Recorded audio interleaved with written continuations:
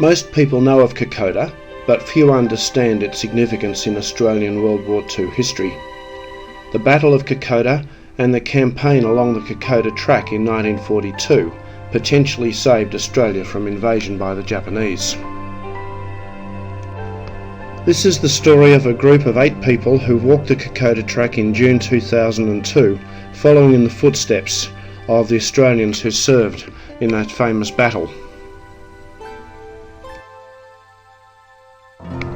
To the north of Australia is New Guinea, and in the centre of the Owen Stanley Ranges is the Government Administration Centre of Kokoda. The Kokoda Track travels nearly 100 kilometres south from Kokoda across the rugged Owen Stanley Ranges to Ower's Corner, the end of the road from Port Moresby. Our party consisted of Bob Neal, whose dad served at Kokoda, his brother Alan Neal, their sons Brendan and John, along with Shane Young, Diane Wolfer, who was writing a book on the Kokoda Track, Trevor Moore and Bruce Wilson. Our historical guide was Reg Yates, and our head national guide was Francis. Our adventure began as we waited at Port Moresby Airport at 6 a.m, waiting for an 8 o'clock flight. It was already steamy and humid. The air conditioning is no better around here than it is in the terminal. While many things happen in New Guinea time, we were told that Kokoda was fogged in and that our plane would not be able to leave until later in the morning. We could only sit and wait in the growing heat until it was time for our plane to depart. At 10 a.m, with the temperature around 30 degrees, it was time to leave. The flight to Kokoda would take 35 minutes. The walk back would take 10 days.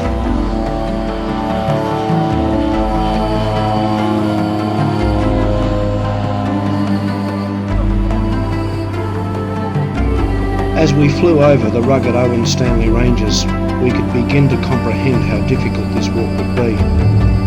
We could see the track from the air.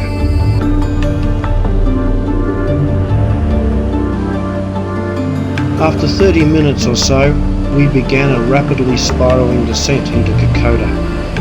For the first time we could see the site of the battle. This is where Bob and Alan's dad, as a young militiaman, fought off a far superior enemy force.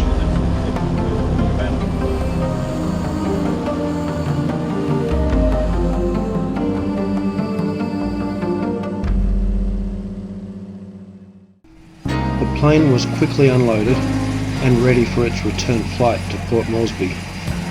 As it took off and left us at Kokoda, we realised indeed that the only way for us to return was to walk through those rugged mountains. The first task was for Francis to introduce us to our porters.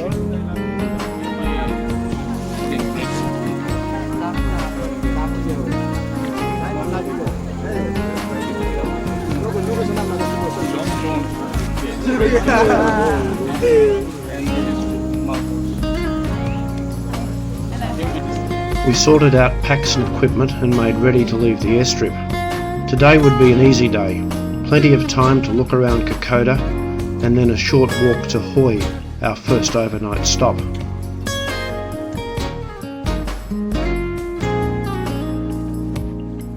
We began with a walk of 1 kilometre or so along the airstrip into Kokoda village.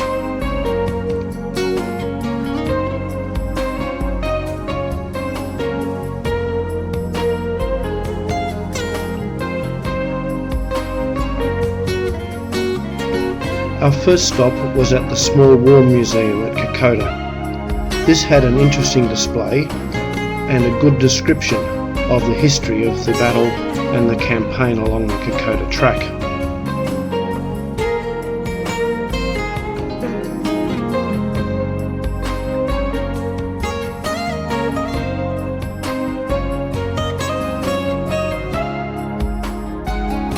This was the first opportunity for Reg to display his extensive knowledge. Radios they had in the early stages would fall back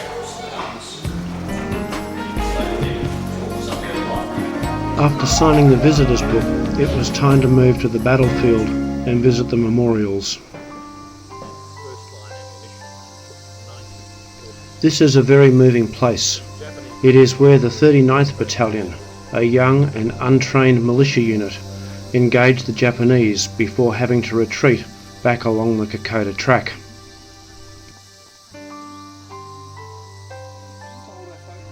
We photographed the Neal family by the memorial to the 39th Battalion as Reg explained something of the action that took place here. There was a platoon dug in on this part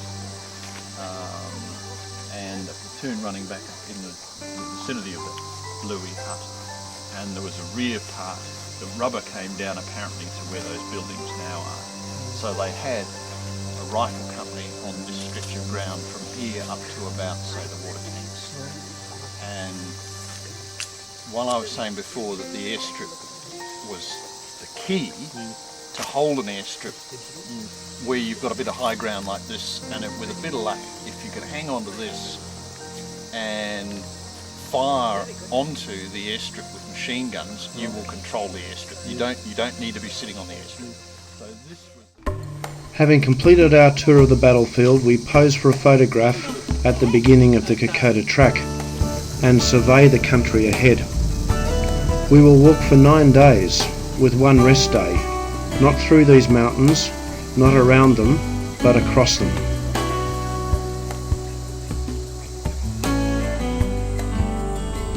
We leave Kokoda at 1:30 in the afternoon, following the general route of withdrawal that the Australians used in 1942. The temperature is in the high 20s and the humidity is perhaps 90%.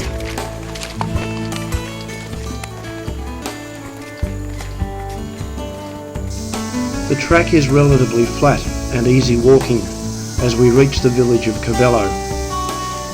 This is an ideal opportunity to become acclimatised to the heat and the humidity before we begin the steep part of our trip tomorrow.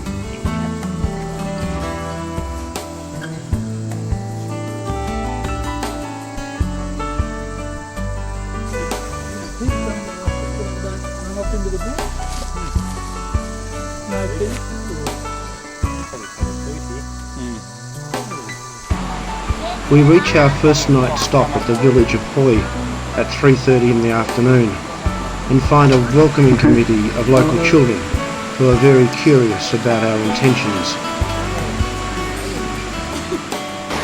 The rest house is in a very scenic park-like environment.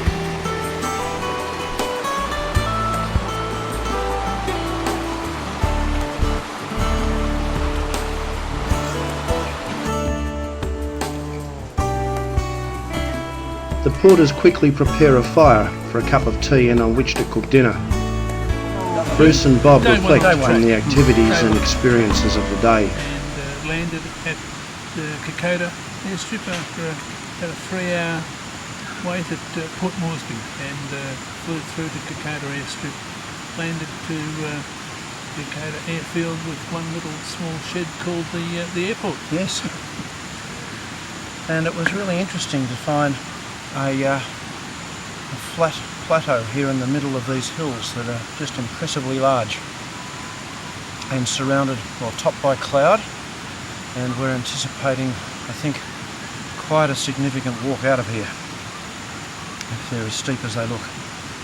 We flew across from Port Moresby to Kokoda. It took about 30 minutes, and we spotted a number of the villages that we'll be stopping at or walking through on the way back. And from here, where we sit, they seem a long way away. They do. Port Moresby is only 9 days, but those villages on the way seem to be a long way with many hills, and many hills and many valleys. I did think it was rather, I can't think of the word I want, but I think it was rather fantastic to be able to, and moving and emotional. It's rather moving and emotional to be standing on the site where the Australians fought off the Japanese, where your dad would have been. Yes, yeah. The thought that Dad was there 60 years ago, I think, was for Alan and for John and for Brendan and myself and all the part was significant to have that opportunity and just we could sense the sort of nature of the battle. Our guide, Reg, is particularly good and described the way in which the action took place. We walked to the edge of the cliff at the point there in Kokoda near the memorials.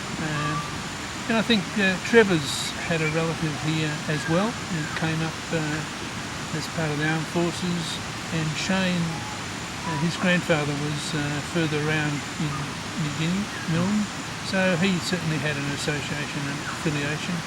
And 5 of the party have had military training, and they just understood what was involved in the military exercises, both from the Japanese and the Australian point of view. Yes, I'm quite grateful that I could relate to that. It made it much more of a, it made it more significant. It's far more than just something for Ellen and myself. It's the whole group is understanding the military involvement and the nature of the military action and the history that's associated with that, and in a fairly neutral sense, the Japanese, the Australian action that took place. So it's been very interesting. Yeah. I can work out why it's so humid. I can actually feel raindrops at the moment, and I think it's just got so humid that the water's just falling out of the sky.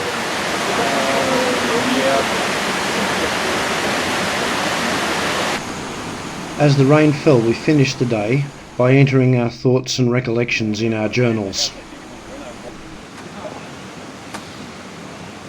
Is there any rock climbing involved? No. On the second day, we were awake at 5:30.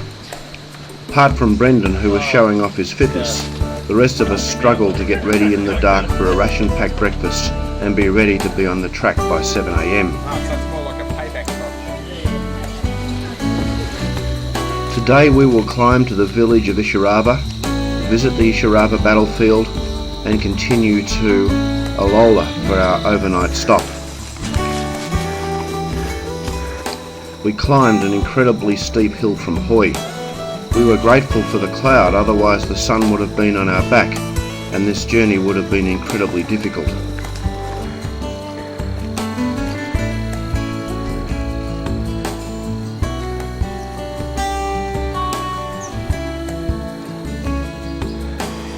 As we climbed, we reached an area of overgrown choco vines which clung to the trees in the jungle like a curtain.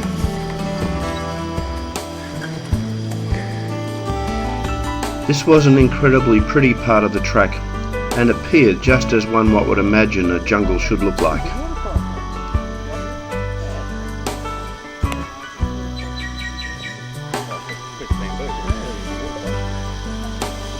This particular part of the track, just like all the rest of the track, happens to be Old Deneki, where the 39th were, where they fought a battle after Kokoda. As you can see, it looks just like anywhere else. There was a village here of some description. If you have a look around at the undergrowth and whatnot, if you haven't realised already, great place to fight a war, but it's going to be at very close range. It was quite eerie to look back at the mist-covered Kokoda Plateau. We could only imagine the difficulties of the soldiers retreating to this place in the dark and under fire.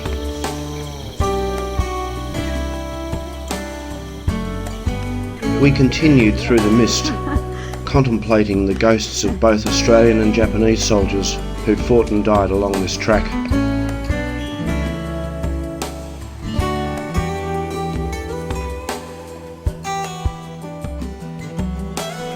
The track was muddy and slippery from the previous night's rain. We had to watch every step.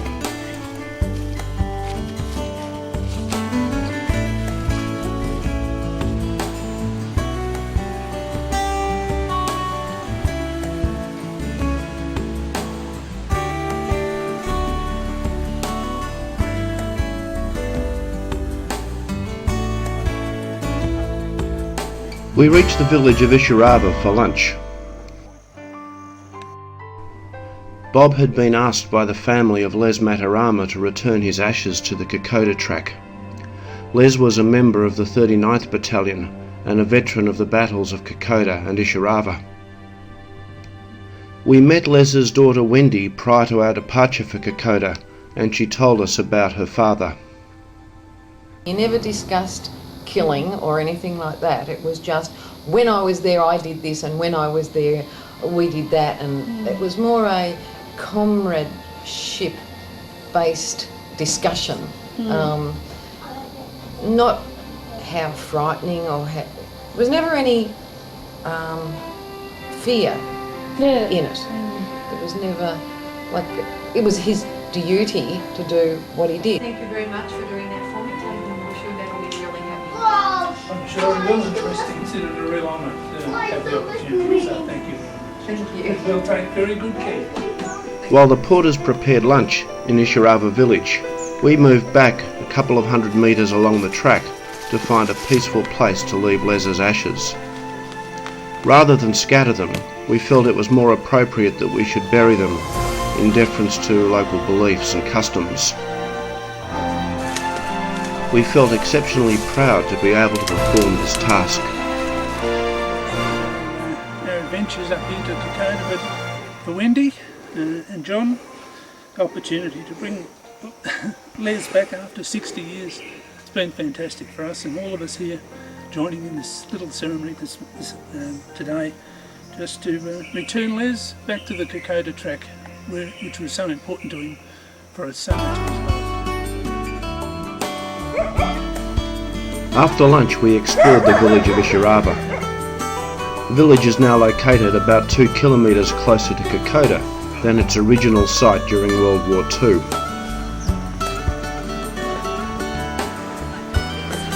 It took another hour of walking to reach the battlefield, the original site of Ishirava village. The battlefield is an awe-inspiring location. It's where 600 Australian militiamen fended a force of 6,000 Japanese who'd assembled and attacked along the Kokoda Track.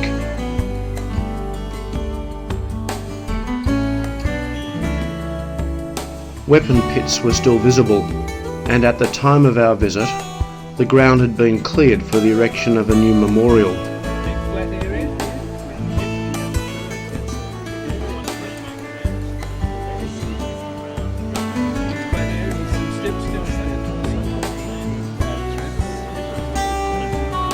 Many relics had been recovered from the worksite.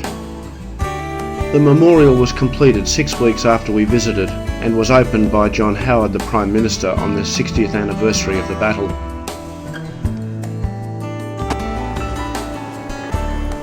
Our day concluded with a 2-hour walk to Alola village, where we finished a very tired and emotional day after 10 hours on the track.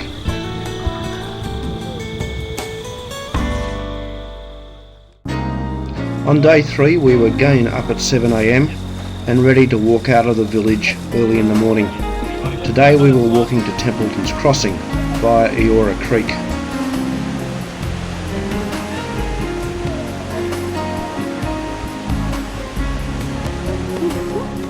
At an early vantage point we could look back to Kokoda and to the battlefield at Ishirava. High on the ridge above us we could see the village of Abu Abi, where the 53rd Battalion had defended the other side of the valley.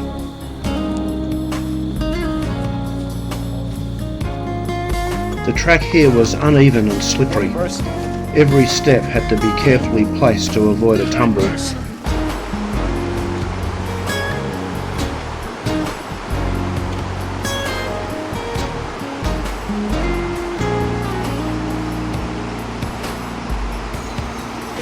We reached our first creek crossing and with the aid of the porters safely navigated our first log bridge.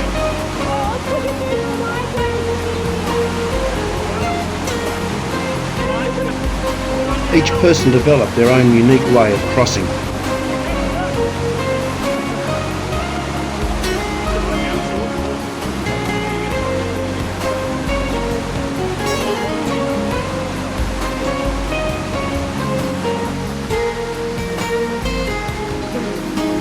We continued in the heat and the humidity wearing the same clothes that we had worn for the last 3 days. We appreciated the jungle canopy for its shade and shelter from the hot sun.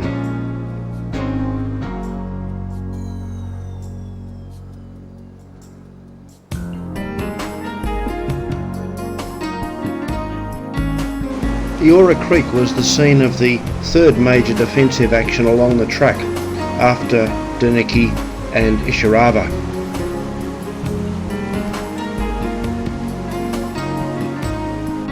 This wartime footage shows stretcher bearers carrying wounded Australians across this very creek.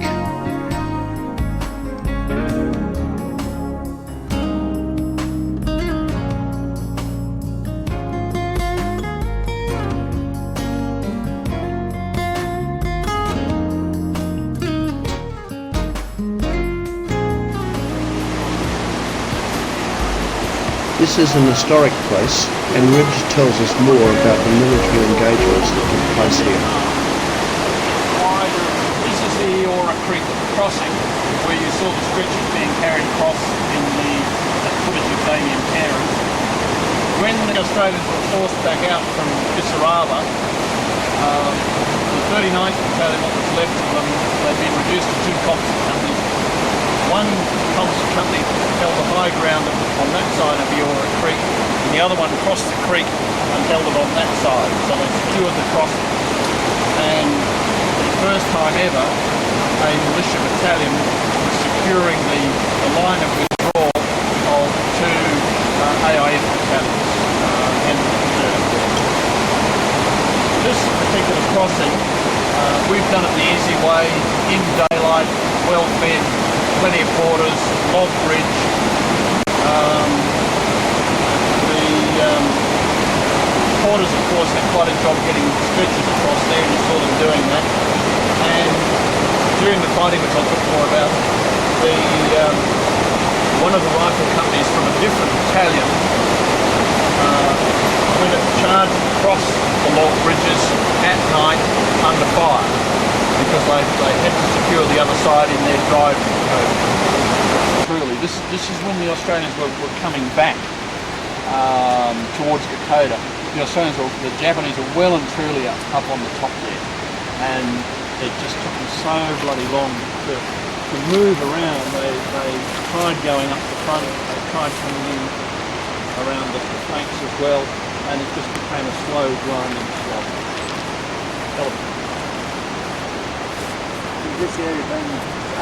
During the war, this site at Ora Creek was for a time the site of a medical centre.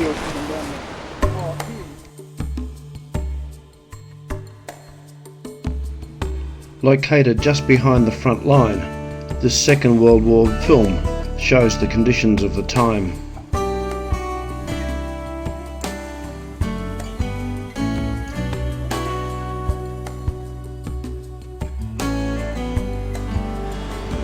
The track leaves the Ora Creek up one of the longest and steepest hills that we encountered on our whole trip.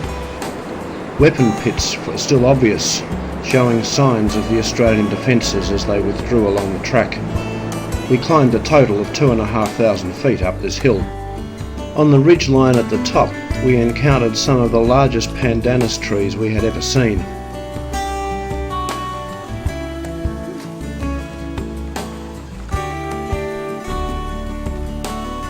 We stopped for a lunch of noodles and chocolate bars from our army-type ration packs.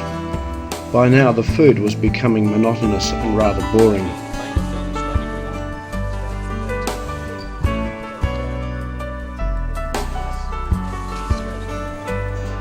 As we continued after lunch, we passed more giant pandanus trees and eventually reached Templeton's Crossing number 2, where we spent the night.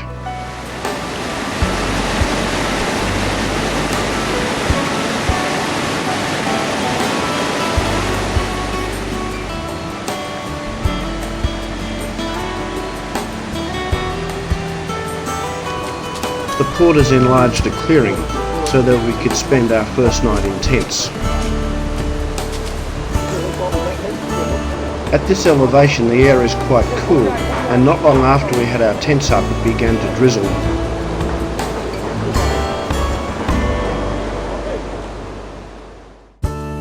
On day 4 we were again up at 5:30 in the morning. We travelled along the Ora Creek Valley over a number of ridges to reach Templeton's Crossing number 1.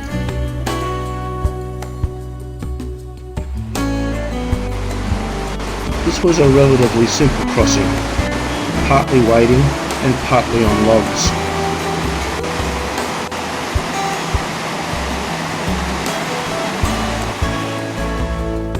Like most parts of the Kokoda Track, the trail here follows a ridgeline. It is steeply sided on both sides of the track, giving it an elevated appearance.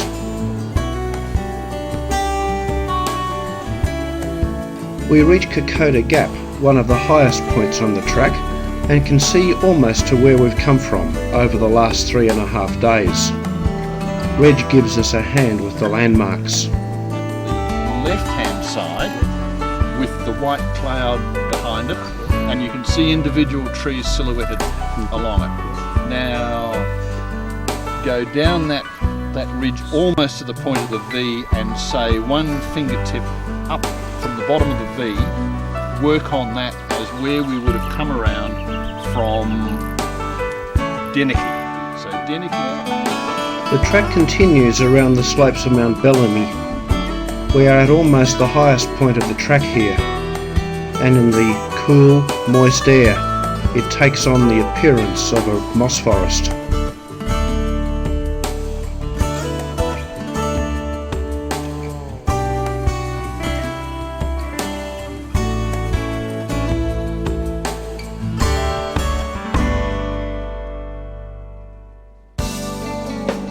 The track continues through the forest, and simple creek crossings such as this one, which we can cross without even getting our feet wet.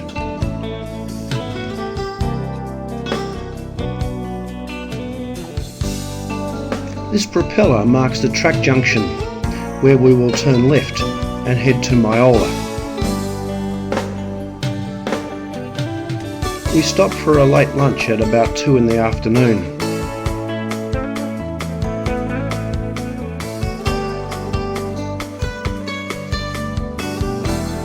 Just near our lunch stop is the site of a World War II plane crash.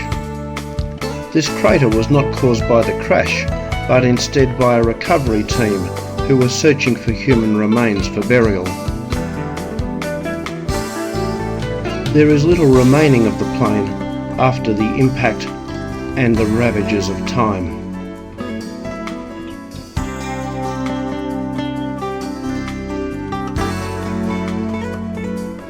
This .50 caliber machine gun, however, is clearly identifiable.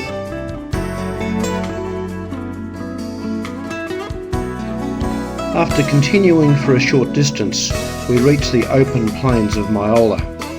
This was the site of a supply base during World War II.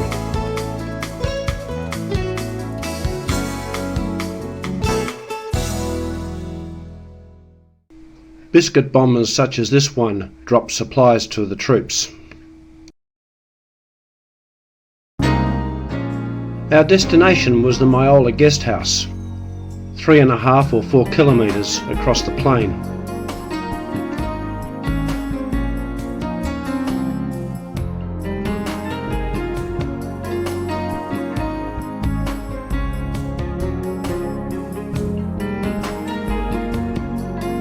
The local people have a tradition of decorating the entrance to villages and key points along the track with flowers. This was a beautiful garden. Back on the plain we continued to the Myola rest house and finished the day late in the afternoon. As night fell, the cloud descended and the temperature dropped. This place is at an elevation of about 6,800 feet, a little lower than Mount Kosciuszko, and it gets extremely cold here at night, down to 3 or 4 degrees. Wearing every stitch of clothing that we carried, we assembled in the dining hut for dinner.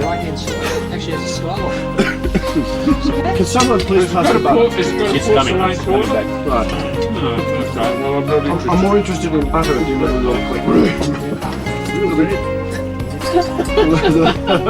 surprising, that. You look like room to come after me. The sun rose at 6 on a bright, crispy morning. We assembled again for breakfast, enjoying the meals that Mark and Gabby had prepared. They were a welcome change from our ration packs.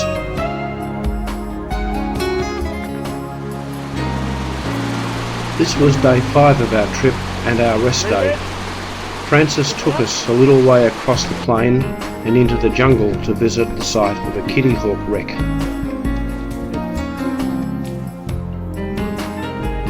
The story goes that the American pilot of this plane had engine trouble and tried to land at the airstrip at Myola. Instead, he bailed out and the plane crashed into the nearby jungle. He was saved by the Australians.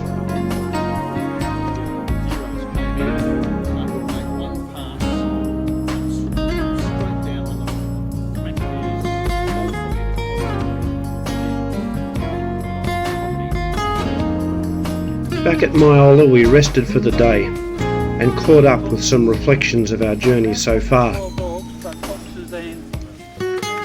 Well, here I am on the 5th day of this Kokoda Trek at the Myola rest house. You can hear the people behind me chopping wood for a fire tonight because it's an extremely cold place to be, where the temperature drops down to perhaps 0 overnight. We've had 4 days of hard walking to get here, where a hill of 200 metres or 600 feet is regarded as just a small hill. It's very daunting to look at the rugged country around here. The area behind is the Myola Lakes, where the troops were supplied by aircraft or airdrops in the Second World War, and they're covered in cloud, or being covered in cloud now after lunch as the temperature cools, and this is an indication of another cold night. I've got an immense admiration for the soldiers of both sides and the difficulty they would have had in traversing this country. Steep, slippery hills, steep, slippery descents with mossy, slippery tree roots, creeks that might have been in flood, and in many cases retreating or advancing in the night in pitch black. I know I've slipped and fallen a number of times, and I just couldn't imagine carrying a pack and a rifle and ammunition and under attack at the same time. We visited the sites of a number of battles of Ishirava and Eora Creek, and it's hard to describe the feelings of being at a place where so many people fought so bravely and died.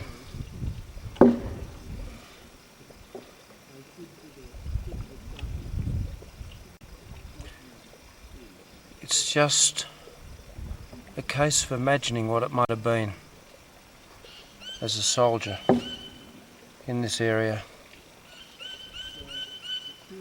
but perhaps never being able to really understand.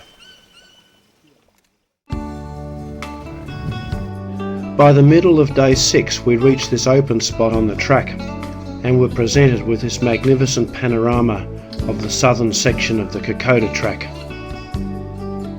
We could see a number of villages that we would be travelling to over the next few days.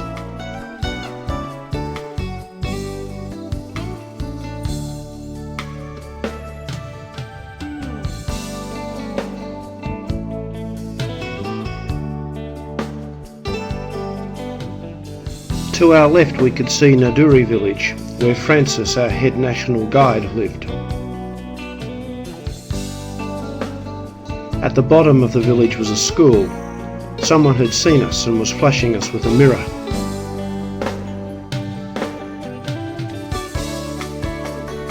In the distance we could see the village of Kagi, our destination for tonight.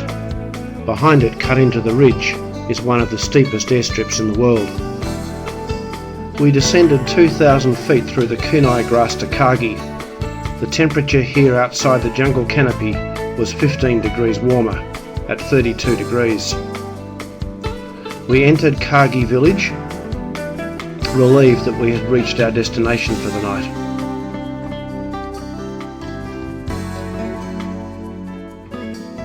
Like all villages in this area, Kagi is situated around a central square that doubles as a football field.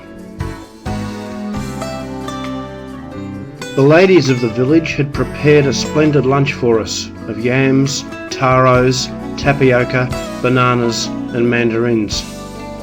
Although we'd already had lunch on the track, we couldn't help but enjoy it.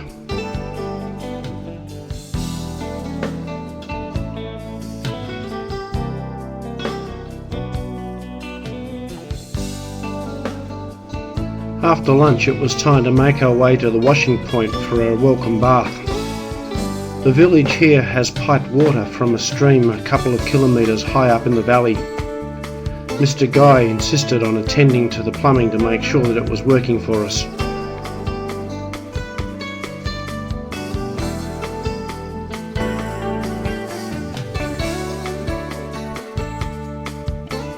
Now that we were clean, we could spend the rest of the day relaxing. Most of us took time to fill the daily entry into our journal.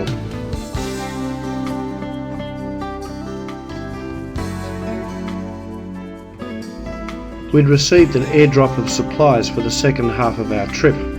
These had been delivered by plane on the previous day. Francis took time to count them and assign them to the porters for the second half of our journey.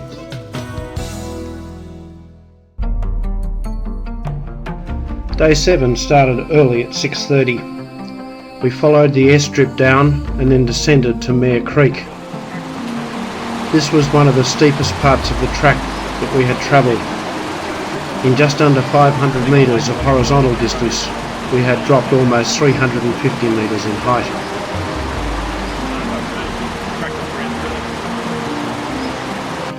The hill on the other side of the valley was just as steep. We passed this new garden area and entered the village of Afogi number 2. This was a village that had been created by the population of Afogi increasing sufficiently to start a new village on the other side of the ridge.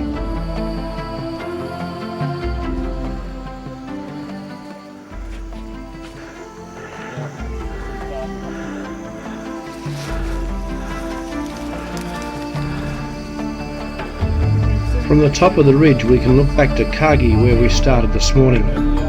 From our puffing it's obvious that this track is very steep.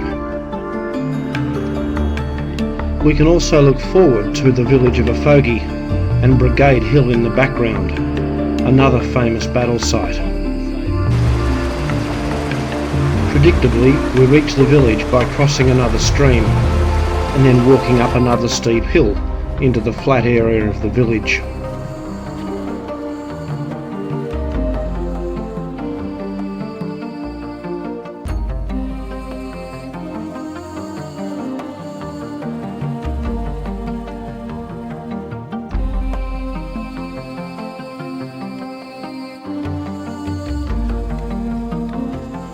The 39th Battalion had been relieved at Ishirava by the 2nd, 14th and 2nd, 16th Battalions. At Afogi they were joined by the 2nd, 27th Battalion, after having been pushed back along the track in a 4-week campaign. The engagement at Mission Ridge was another point at which the Australians had hoped to stop the Japanese advance.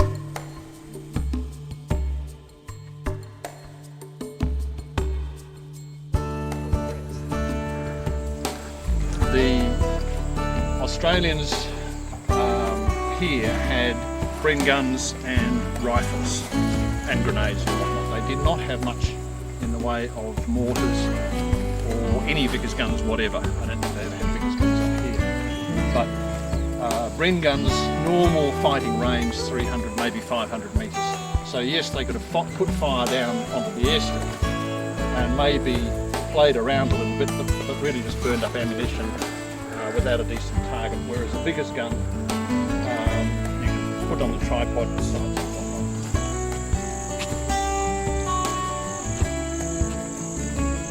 whatnot. The 250 metre climb up Brigade Hill is hot and unpleasant. This garden area is fenced to keep the pigs out.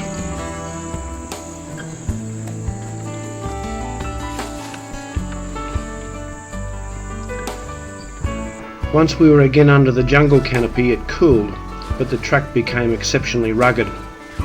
We can only think of the hard work that the porters had done in the Second World War, carrying the injured and the wounded soldiers.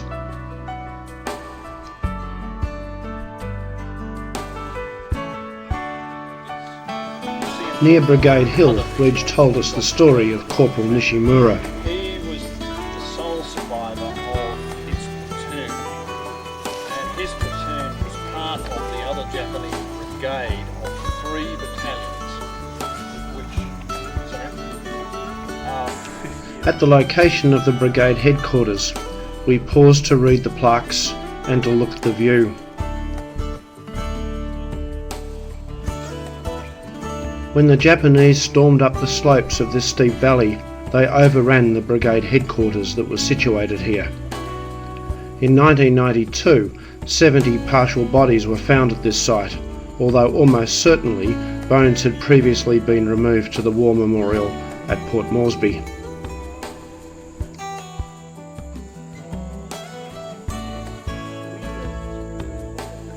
In the distance we could see Mount Victoria, the highest peak in the Owen Stanley Ranges. A little further on, we gained our first glimpse of Minari. This was our destination for tonight. one up, there was a long down into the across the river at least twice through the We assembled at the Minari airstrip before entering the village. This is one of the few places from which we could have been medevaced if we had have incurred a serious injury.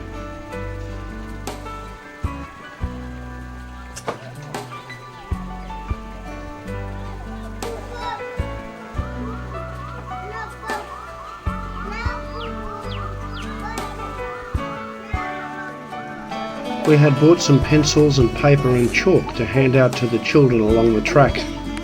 We had great fun at Minari handing them out to the children here.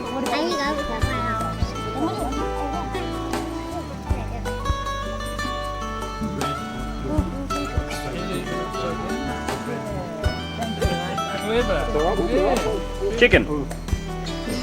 Chicken.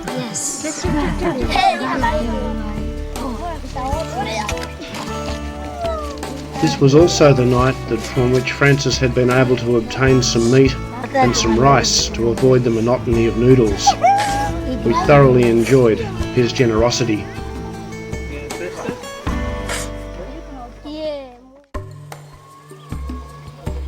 It had rained heavily overnight, and we began our relatively short 8th day by walking through the village of Minari towards the ridge that we had to climb. This was the place where Colonel Honour had paraded the remaining men of the 39th Battalion to congratulate them on a job well done.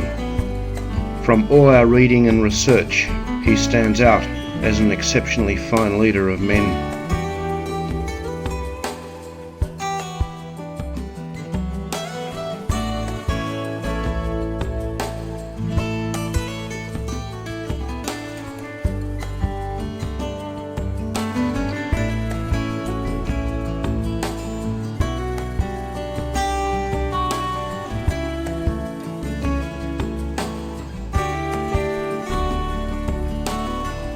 It seemed usual that we would begin our day by crossing a stream.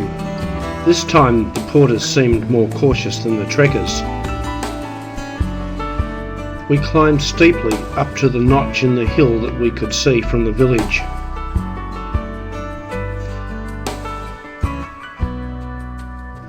It was still cloudy from the heavy rain that we'd had overnight. There was very little to see of Minari from the top of the ridge.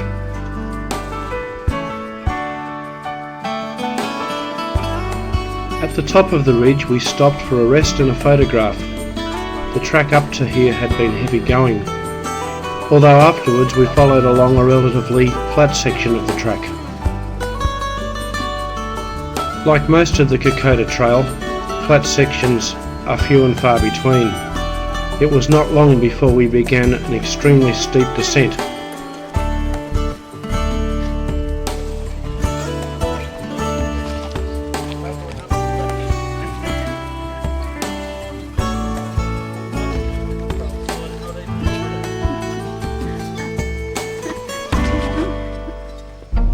The The creek became a good place for a break and a cup of tea.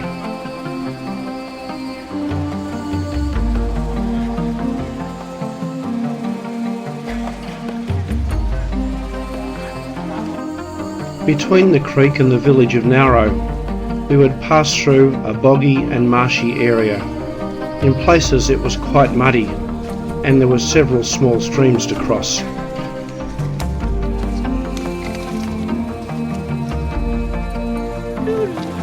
Again, we had a number of creeks to cross, although these were shallow and smooth flowing.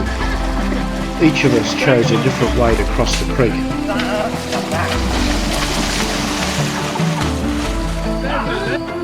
The deepest crossing in the entire track was at the Brown River.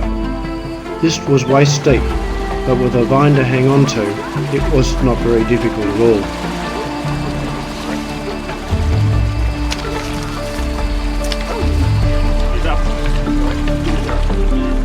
We all seemed to take spills and tumbles along the way, some even in innocuous places, like sitting while we were having a break. The track continued through low-lying marshy areas until we reached Narrow.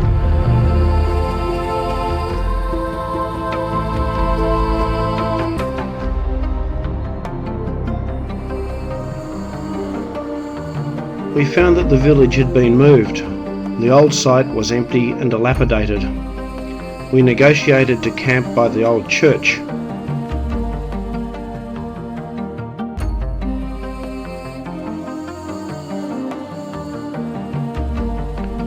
Some of us stayed in the old pastor's house, but most of us put up our tents on the flat grass beside the old church.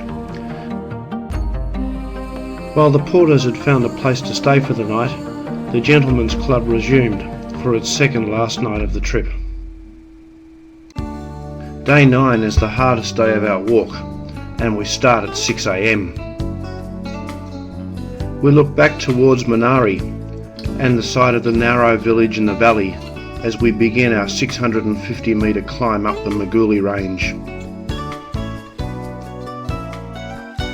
We reach the new village of Narrow, elevated on a spur to avoid the mosquitoes and the illnesses of the swampy plains.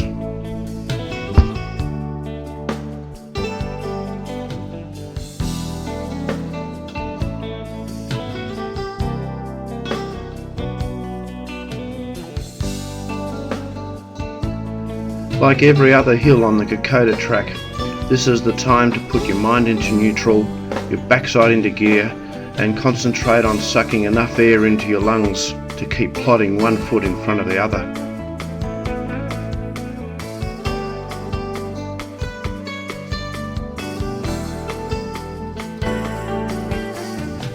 At the top we pause for a well-earned rest and contemplate a 700 metre descent into Offie Creek. At one point we can see the smoke from Port Moresby. It was here in the war that the Japanese reported seeing searchlights. That's how close they were to Port Moresby. We're beginning to sense that we have the back of this walk broken.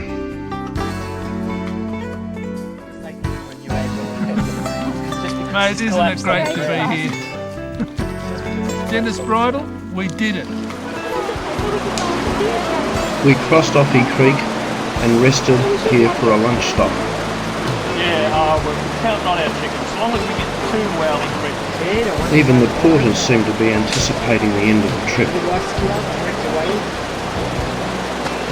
Butterflies were plentiful at Offie Creek, but extremely hard to photograph. Leaving Offie Creek, we began a tortuous climb to the top of the Ora Biwa Ridge.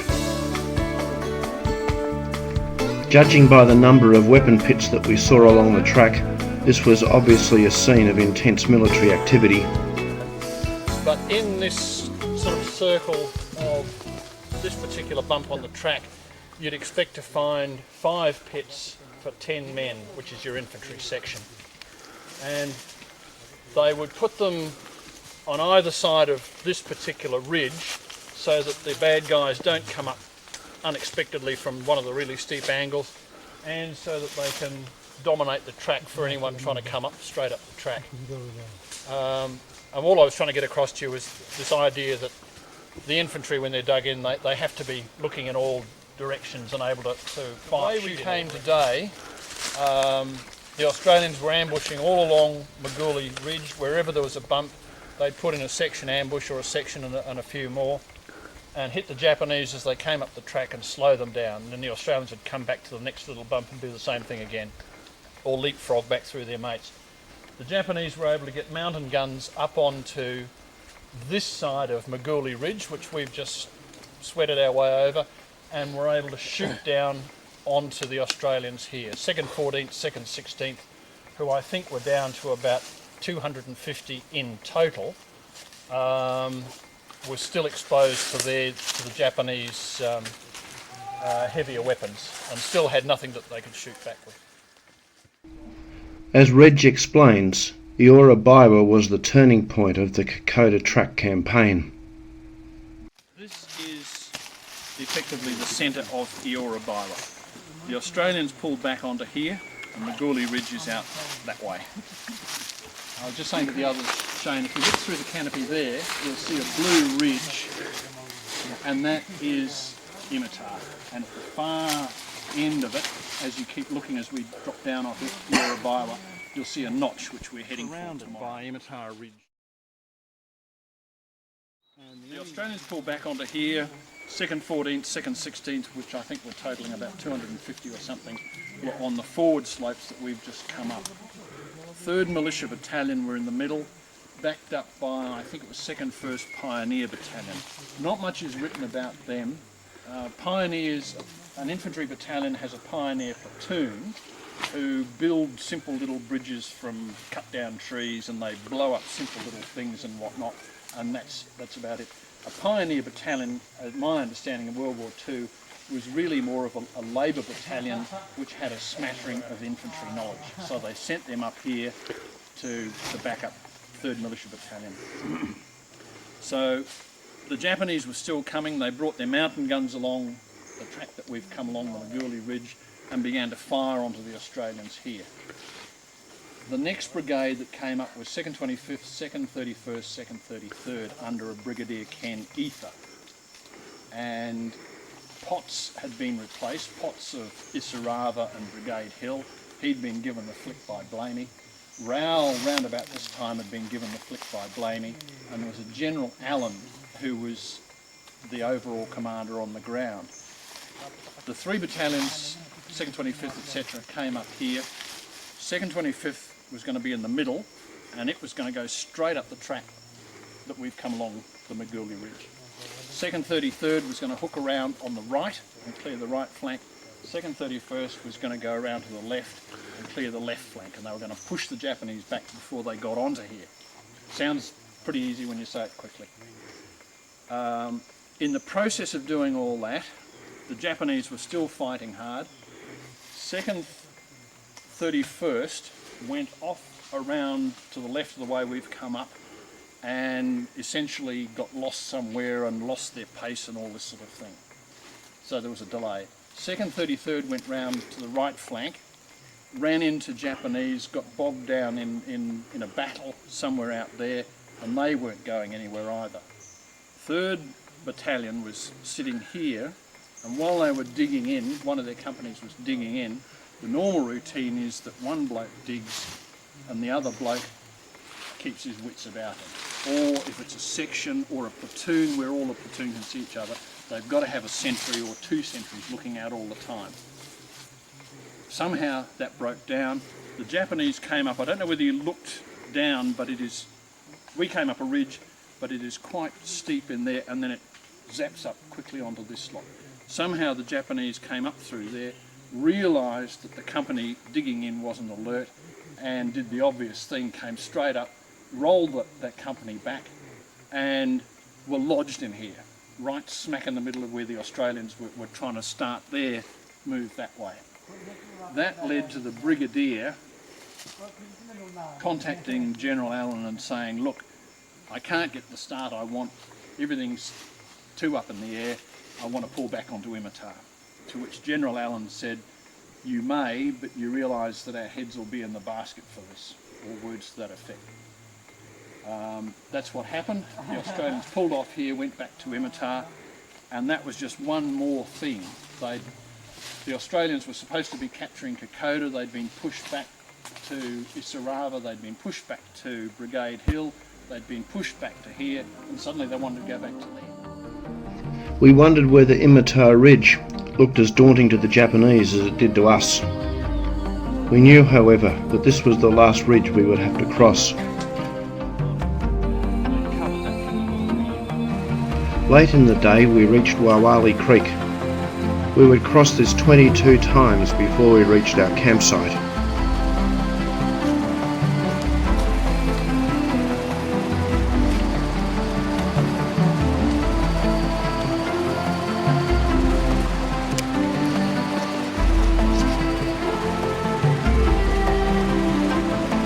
After 90 minutes of walking through and across this creek, we stumbled into our final campsite. Francis had to choose this location carefully. Too close to the end of the track and we could have been exposed to rascals, but not far enough would have meant a very uncomfortable long last day.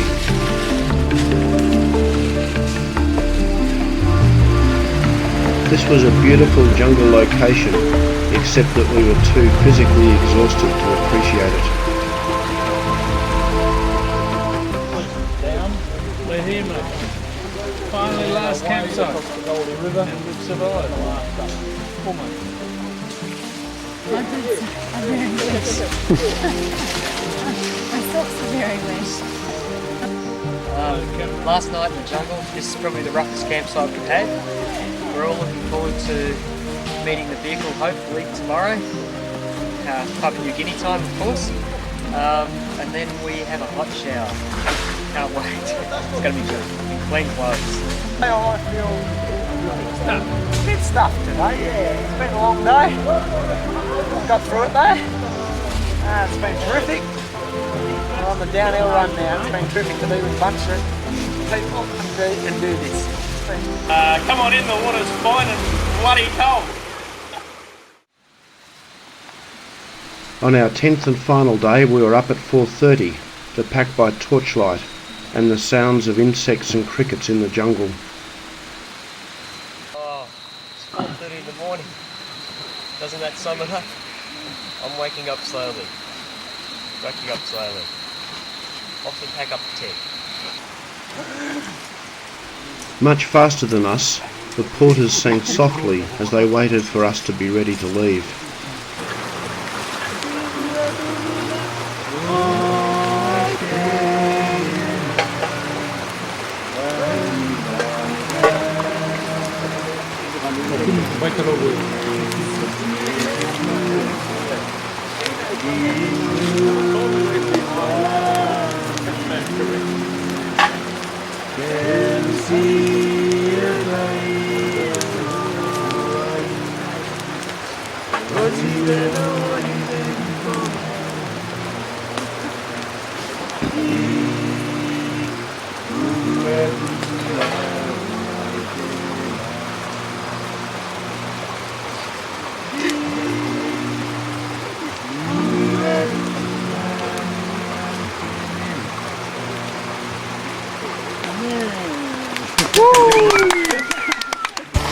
At first light we were on the track and ready to begin our assault on Imitar Ridge.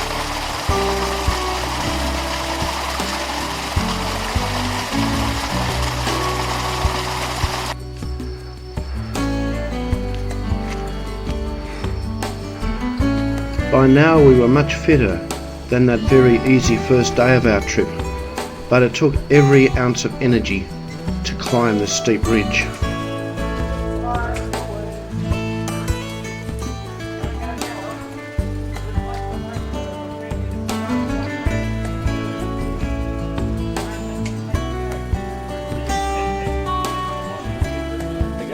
We were grateful for a long rest at the top.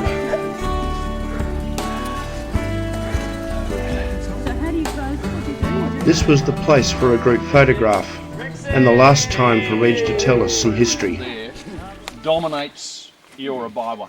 It sort of goes around on 3/4 of the sides and whatnot. The Japanese, as you know, dug in at Eora Baiwa. They might have attempted to patrol down towards Wowley Creek where we were last night, but the Australians did their usual thing of patrolling from here out.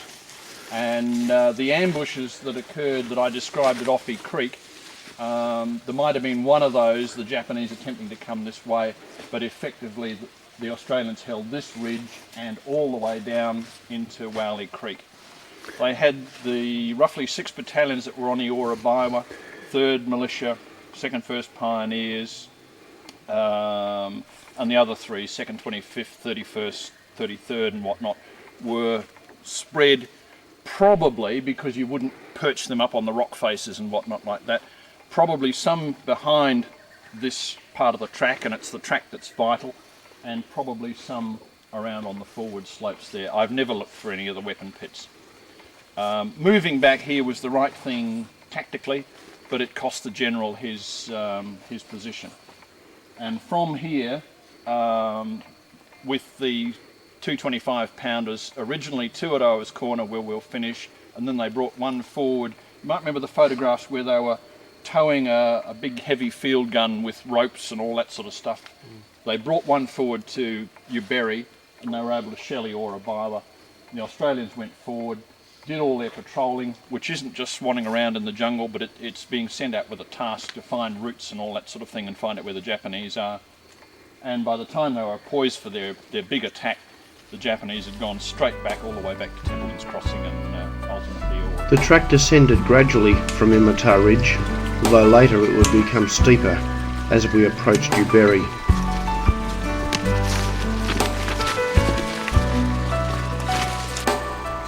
We zigzagged down this steep section of the track, the site of the original Golden Staircase. The engineers had created a staircase of logs, 1,000 of them at this point. Many were higher than a small man could actually step.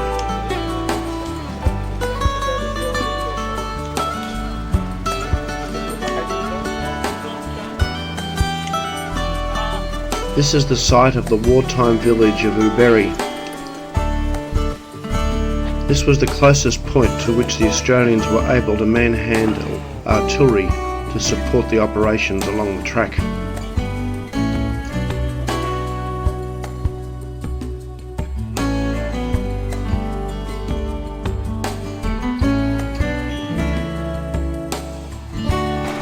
Finally we reached the Goldie River. This virtually marked the end of the Kokoda Track.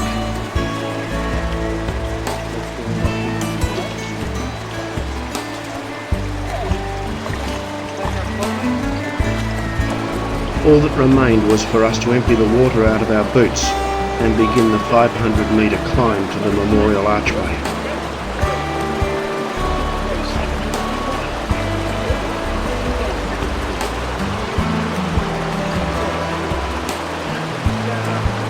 The last part of the track began gently enough, but we didn't understand that the last 200 metres would be up a 45-degree slope in open grassland in full sunlight. Finally, after a hot, hard slog, we see it, the memorial archway, the end of the Kokoda Track. We've done it. We've finished. We've arrived. All that remains now is to bask in the glory of completion and take the obligatory photographs.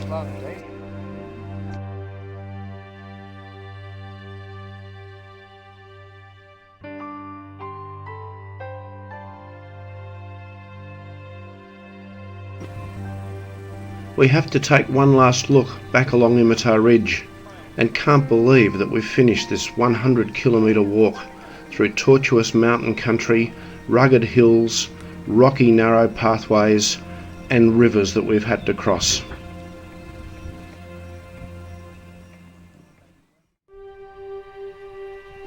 The most fitting conclusion to our trip was a visit to the Momana War Cemetery. Here 5,000 men and 1 woman lie in peace. This place is beautiful and peaceful. We feel a strong bond with the spirits of those who rest here.